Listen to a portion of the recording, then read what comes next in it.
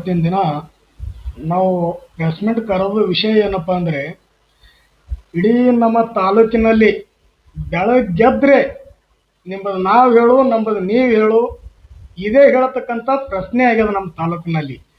ಇವತ್ತಿನ ದಿನ ಅಭಿವೃದ್ಧಿ ಕಡೆಗೆ ಯಾರೂ ಗಮನ ಕೊಡ್ತಾ ಇಲ್ಲ. ಯಾಕಪ್ಪ ಅಂದರೆ ಪ್ರತಿ ಒಂದು ವಾರ್ಡ್ ನಂಬರ್ದಾಗ ಚರಂಡಿ ನೀರು ಹರಿದು ಮನೆಗೆ ಎತ್ತಲಕತ್ತವ.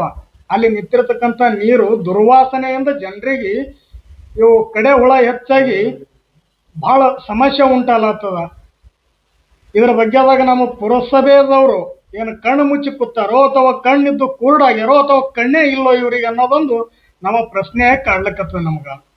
ಯಾಕಪ್ಪ ಅಂದರೆ ಒಂದು ಸಣ್ಣ ಪುಟ್ಟ ಒಂದು ಏನೇ ಮಾಡಿದ್ರು ರೋಡ್ ಸೈಡ್ ಒಂದು ವ್ಯಾಪಾರ ಮಾಡಿದ್ರು ಅಂಥವ್ರಿಗೆ ಮೊದಲು ಎತ್ತಾಕೋದು ಕಿತ್ತಾಕೋದು ಇಂಥದ್ದೊಂದು ನಿರ್ಣಯ ತೋತಾರ. ಒಂದು ಪ್ರತಿದಿನ ಒಂದು ಜನಸಾಮಾನ್ಯನ ನರಳಾಡುತ್ತಿದ್ದಾರೆ. ಒಂದು ಕಚ್ಚಾ ಹುಳ ಕಡಿದು ಆಸ್ಪತ್ರೆಗೆ ದಾಖಲಾಗ್ಲಿಕ್ಕತ್ತಾರ.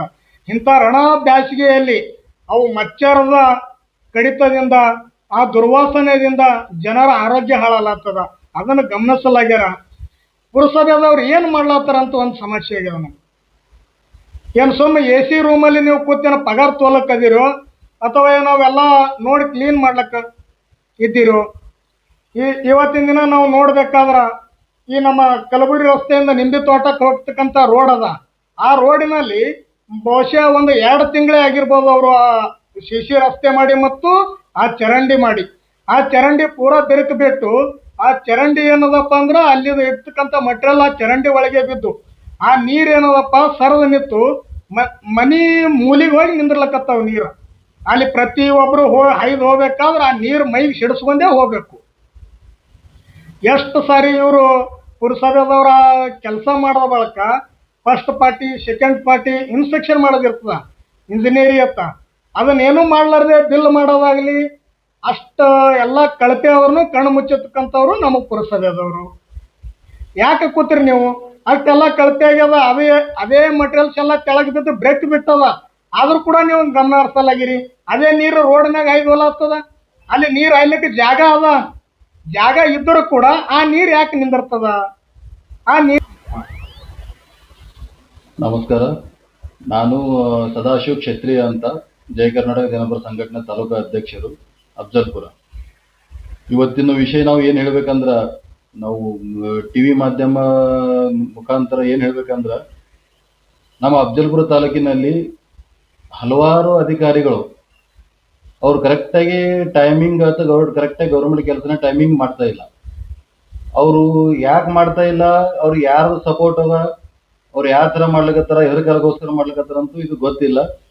ಬಟ್ ಅವ್ರಿಗೆ ನಾವು ಹೇಳೋದು ವಿಷಯ ಇಲ್ಲಿ ತನಕ ಏನಂದ್ರೆ, ನಾವು ಸಂಘಟನೆದವರು, ಕನ್ನಡ ಪರ ಹೋರಾಟಗಾರರು, ಇವತ್ತಿಲ್ಲ ನಾಳೆ ನಿಮಗೆ ಒಂದಿನಲ್ಲ ಒಂದಿದ್ರು ನಾವು ತಿಳಿಸ್ತೀವಿ. ನಾವೇನು ಮಾಡ್ಬೇಕು ನಾವು ಮಾಡಿಸ್ತೀವಿ. ಇಲ್ಲಿ ತನಕ ಕೆಲವೊಂದು ಲೆಟರ್ ನಾವು ಕೊಟ್ಟಿದ್ದೀವಿ, ಕೆಲವೊಂದು ಲೆಟರ್ಗಳನ್ನು ಇದು ಮಾಡಿದ್ದೀವಿ. ಅದಕ್ಕೆ ಯಾರೂ ಗಮನಿಸ್ತಿಲ್ಲ. ನಾವು ಇವತ್ತಿನ ನಾಳೆ ಮುದುಗಿ ಹಾಕೊಂಡು ಕೂತೇವೆ ಅಂದ್ರೆ ಅದು ಕೆಲಸ ಆಗತ್ತನ ನಾವು ಹೇಳಲ್ಲ. ಈಗ ನಾವು ನಮ್ದು ಹೇಳ್ಬೇಕಾಗಿತ್ತು ಅಂದ್ರೆ ಅಫ್ಜಲ್ಪುರ ಲೋಕಲ್ ಅಫ್ಜಲ್ಪುರದ ನಾವು ಹೇಳಿದೆವು ಅಂದ್ರೆ, ರಾತ್ರಿ 9 ಗಂಟೆ ಆಯ್ತು ಅಂದ್ರೆ ಒಂದು ಲೈಟಿನ ವ್ಯವಸ್ಥೆ ಸರಿಯಾಗಿಲ್ಲ, ಒಂದು ನೀರಿನ ವ್ಯವಸ್ಥೆ ಇಲ್ಲ, ಕುಡಿ ನೀರಿನ ವ್ಯವಸ್ಥೆ ಇಲ್ಲ, ಅಥವಾ ಚರಂಡಿ ನೀರು ಹೋಗ್ತಾ ಇಲ್ಲ, ಅದಕ್ಕೂ ಸರಿಯಾಗಿ ವ್ಯವಸ್ಥೆ ಇಲ್ಲ. ಮತ್ತು ಸರ್ಕಾರದ ಬಂದಿದ್ದ ಬಜೆಟ್ ಬರ್ಲಿಕ್ಕತ್ತದೋ ಅಥವಾ ಇಲ್ಲ, ಬಂದಿತ್ತಂದ್ರೆ ಎಲ್ಲಿ ಯೂಸ್ ಮಾಡ್ಲಿಕ್ಕತ್ತೀವಿ, ಎಲ್ಲಿ ಅದು ಅಭಿವೃದ್ಧಿನೇ ಏನೂ ಕಾಣಿಸ್ತಾ ಇಲ್ಲ ತಾಲೂಕದಾಗ. ಹಳ್ಳಿದಂತೂ ಆಮೇಲೆ ವಿಚಾರ ಮಾಡಂడి, ಫಸ್ಟ್ ನಾವು ತಾಲೂಕು ಸಿಟಿದ ವಿಚಾರ ಮಾಡಂడి. ನಿನ್ನ ಮನೆ ಆಗಿ ತಾಲೂಕುಗಳು ಎಷ್ಟೋ ಸುಧಾರಣೆ ಆಗ್ಲಿಕತ್ತಾವ.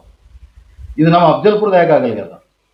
ಏನ್ರಿ ಕೇಳಕ್ ಹೋಗೋಣ, ಯಾವ್ರೊಬ್ರು ರಾಜಕೀಯವ್ರಿಗೆ ಹೆಚ್ಚು ಹೇಳ್ಸೋದು, ಇದು ಮಾಡೋದು, ಹಂಗ ಹಿಂಗ, ನಾವು ಅವ್ರ ಮನುಷ್ಯ ಇದ್ದೇವೆ ಇವ್ರ ಮನುಷ್ಯ ಇದ್ದೇವೆ, ದೊಡ್ಡ ದೊಡ್ಡ ಮಾತು ಹೇಳ್ತಾರ. ಇದು ಇವತ್ತಿಲ್ಲ ನಾಳೆ ನಿಮಗೆ ಭಾಳ ಹೈರಾಣ ಆಗ್ತದ. ನೀವು ಕಣ್ಣಿದ್ದು ಕುಡ್ಡ ಆಗ್ಬೇಡ್ರಿ.